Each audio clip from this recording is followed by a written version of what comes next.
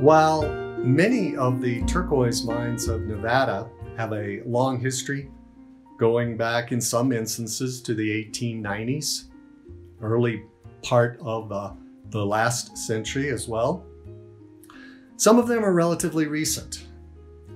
One of those is Red Mountain, which, although it was located first in 1969, it was not formally filed upon until about 3 years later in the early 1970s. It's been mined off and on since then, and you can read the history of Red Mountain in Turquoise in America Part 2, 1910 to 1990, available on turquoiseinamerica.com. Currently, the mine is owned by the McGinnis family. So let's take a look at Red Mountain turquoise. Here we see a tray of Red Mountain. Now there are sort of two features that you look for in Red Mountain turquoise. And one of them has to do with the name itself.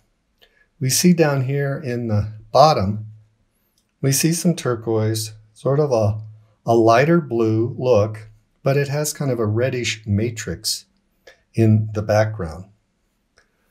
Over here again, we see some other turquoise that is following that same sort of look in there. We can see that formation.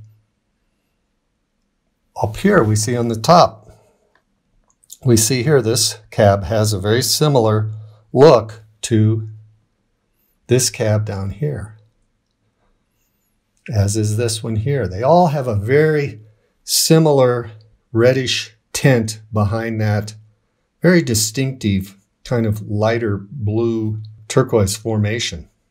The other we see is in more of the darker web, and that's really seen here in this cab and the one next to it, as well as in this cab. Now, one thing you'll know, most of this turquoise was cut by the McGinnis family. And one thing you will notice is when you see this very distinctive rough cut where the ridges are left into the turquoise, that's a distinctive feature that is done by Sterling McGinnis. So anytime you see a cab of Red Mountain that is cut like that, you can be pretty sure that it was Sterling that cut it. So here we have different looks at Red Mountain.